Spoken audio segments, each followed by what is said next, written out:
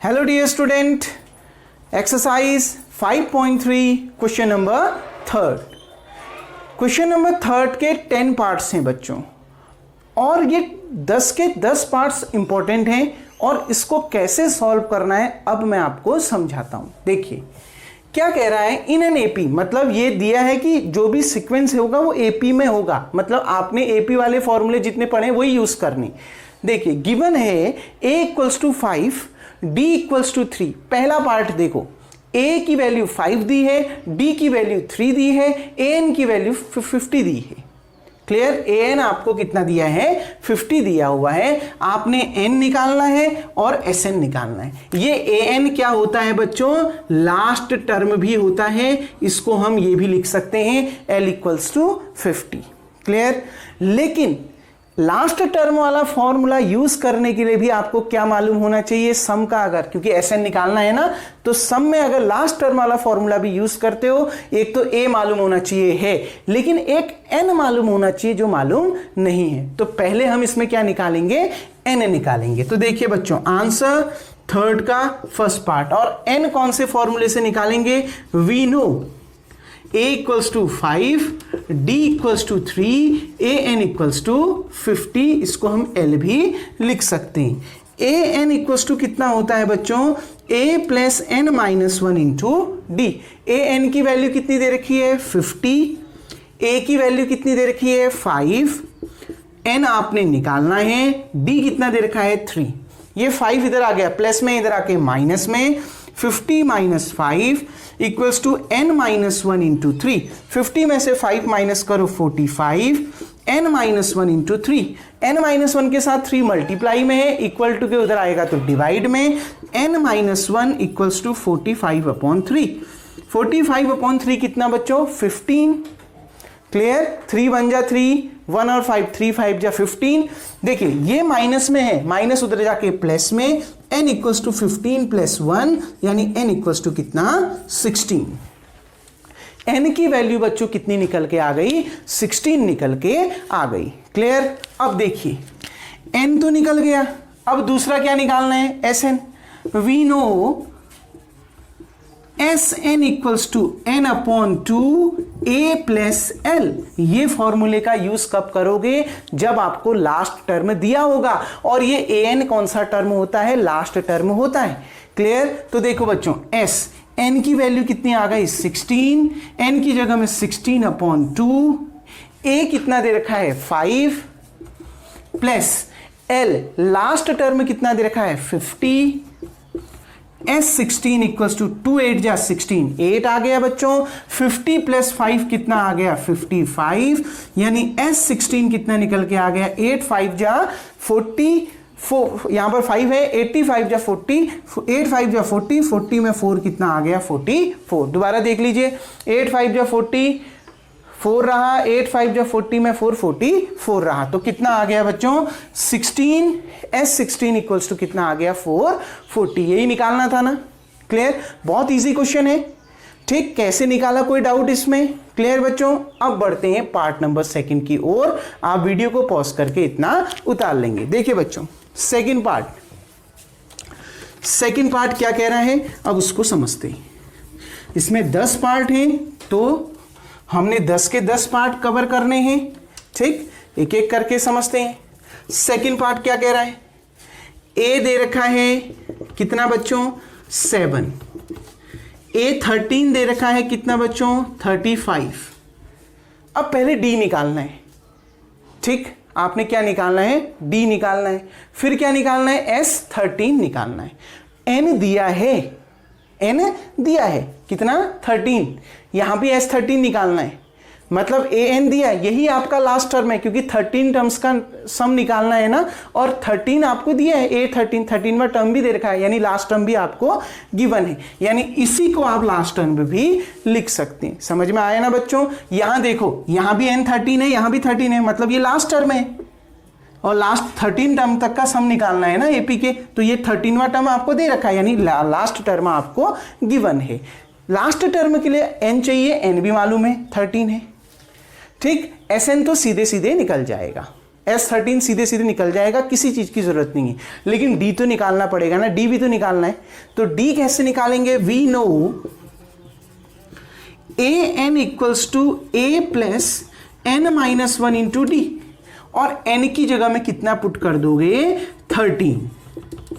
तो A13 equals to A कितना दे रखा है बच्चों? 7 प्लस N की जगह में 13 रख दिया, 13 माइनस 1 इंटू D।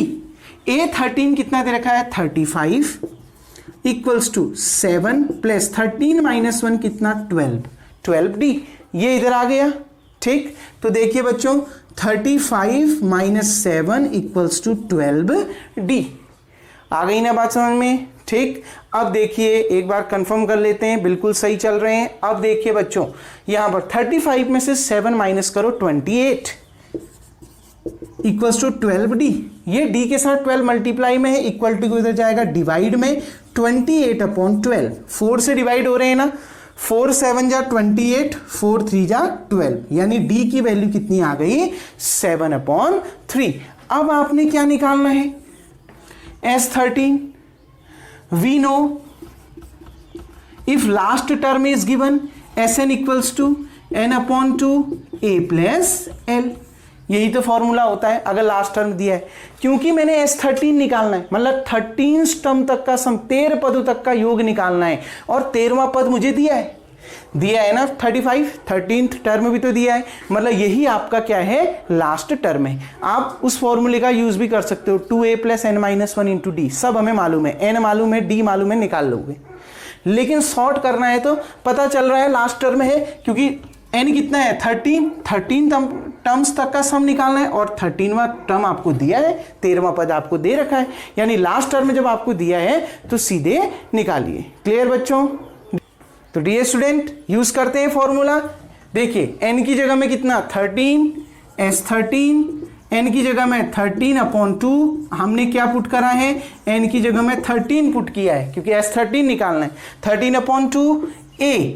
अगर N की जगह में कुछ और होता तब हम लास्ट टर्म कितना? लास्ट टर्म वाले फॉर्मूले का यूज नहीं करते, फिर हम वही फॉर्मूले का यूज करते 2A plus N minus 1 into D, क्योंकि यहां भी 13 है और A भी 13 है, यानी N दोनों जगह सेम है, यानी यही आपका क्या है? लास्ट टर्म है, इसलिए इस फॉर्मूले का यूज किया।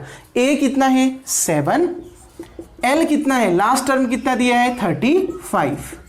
देखिए बच्चों S13 equals to 13 upon 2 into 35 में 7 ऐड करो, 42। क्लियर? 2 2 जा 4, 2 1 जा 2। तो देखिए बच्चों 13 इंटू 21, 13 1 जा 13, 1, 13 2 जा 26 में 127। तो कितना आ गया? 13 पदों का योग कितना आ गया बच्चों? 273। दोबारा देख लेते हैं, 13 1 जा 13, ठीक, 1 कैरी, 13 2 जा 26 में 127। तो यही आपका इसका क्या है? आंसर है। वीडियो को पॉज करके आप इतना उतार लेंगे। अब पार्ट नंबर 3 की ओर बढ़ते हैं। तो dear student question number 3 part 3।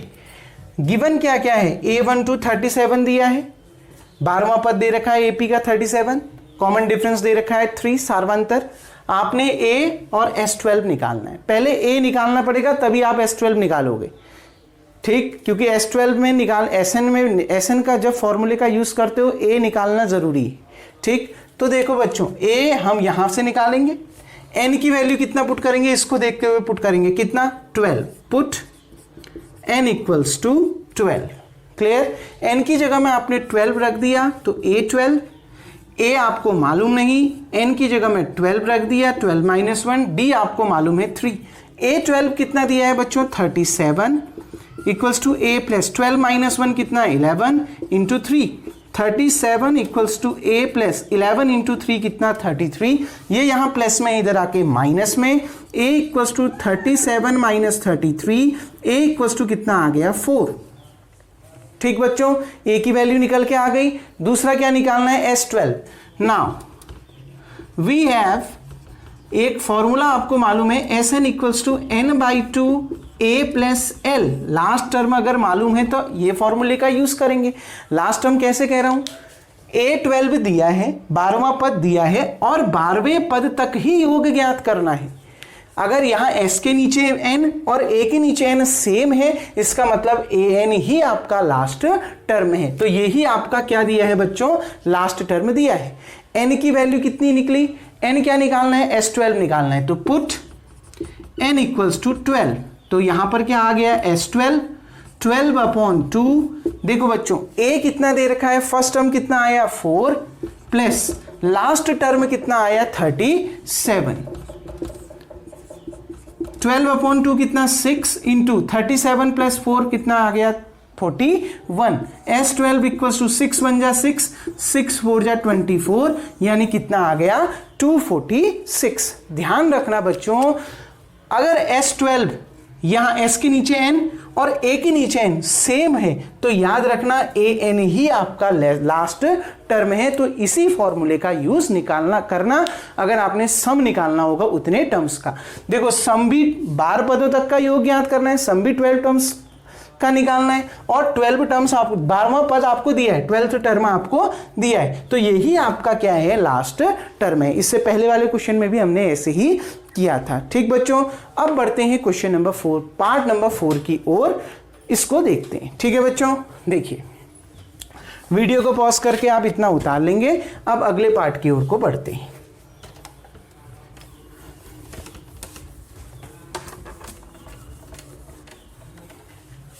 देखिए बच्चों, गिवन क्या क्या है, A3 दिया हुआ है 15, S10 दिया हुआ है 125, अब D निकालना है और A10 निकालना है। अब बड़ी दिक्कत है, अब मेन में पहले D निकालना है, और D तभी मालूम हो, D निकालने के लिए A भी तो मालूम होना चाहिए, A भी आपको मालूम नहीं है, तो पहले आप A भी निकालोगे D भी निकालोगे तभी तो A10 निकाल पाओगे, क्योंकि A10 निकालने के लिए भी formula A plus n-1 into D का यूज होगा, उसमें A चाहिए और D चाहिए।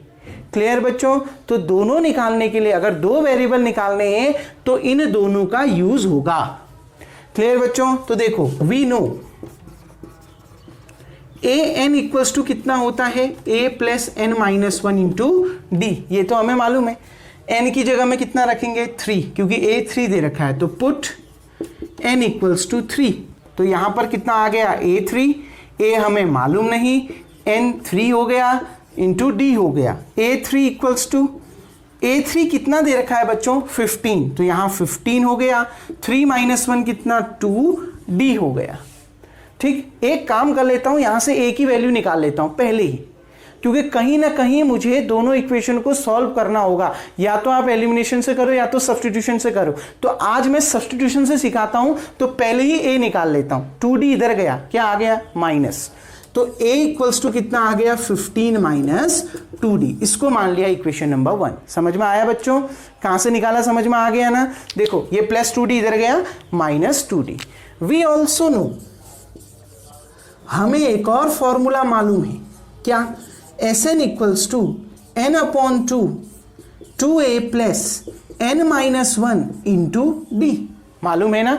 अब देखो Sn में देखो n कितना दे रखा है 10, तो इसमें n की जगह में कितना पुट कर दोगे 10 पुट कर दोगे, पुट n इक्वल्स टू 10, तो कितना आ गया S10 इक्वल्स टू 10/2 2a, हमें a मालूम नहीं, प्लस n-1, n की जगह में क्या रख दिया, n की जगह में आपने 10 रख दिया, 10-1 इंटू डी। फ्रॉम इक्वेशन 1 देखिए बच्चों, अब मैं सीधे कर देता हूं, इक्वेशन 1 को देखो, इक्वेशन 1 से a की वैल्यू निकली है ना, तो यहां a की जगह में मैं कितना पुट कर दूंगा 15 माइनस 2d, सब्स्टिट्यूशन मेथड का यूज कर दिया। देखो कर दिया ना, यहां से a की वैल्यू निकाल दी है, a की जगह में कितना रख दूंगा 15 माइनस 2d। देखो S10 कितना दे रखा है 125, 2 5 जा 10, 5 आ गया, 2 ऐसे ही रहा। a की जगह में कितना आ गया बच्चों 15 माइनस 2d प्लस 10-1 कितना 9 इंटू कितना d। आ गई ना बात समझ में। a की जगह में ये फ्रॉम इक्वेशन 1 तभी लिख दिया, इक्वेशन 1 से रख दिया a की जगह में कितना 15 माइनस 2d, कोई डाउट, यहां से रख दिया है। ठीक है ना बच्चों।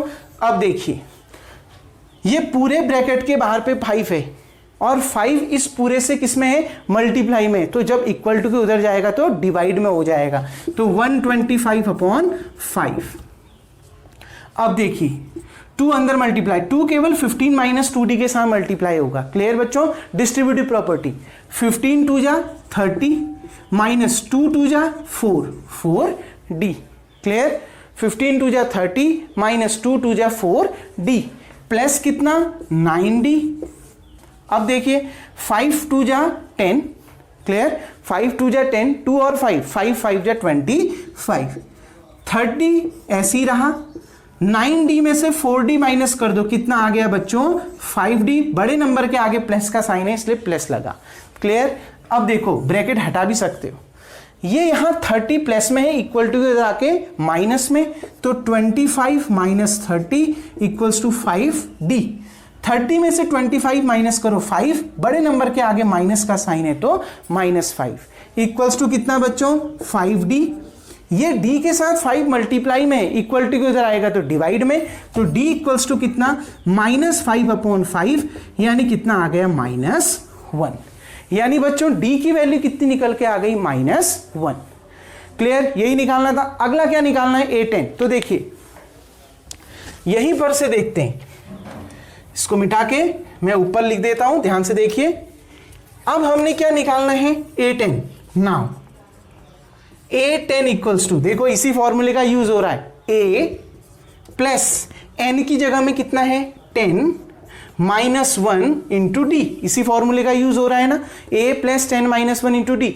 ए की वैल्यू भी मालूम है, a नहीं मालूम है, पहले a निकाल लेते हैं बच्चों। ठीक है, एक काम कर लेते हैं, पहले a निकालते हैं। a मालूम नहीं, a यहां से निकालते हैं इक्वेशन 1 से। देखिए वीडियो को पॉज करके आप इतना उतार लेंगे। ठीक बच्चों, देखिए इसको मिटा देता हूं।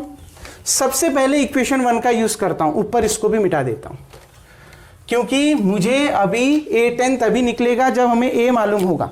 From equation 1 a equals to 15 minus कितना 2d।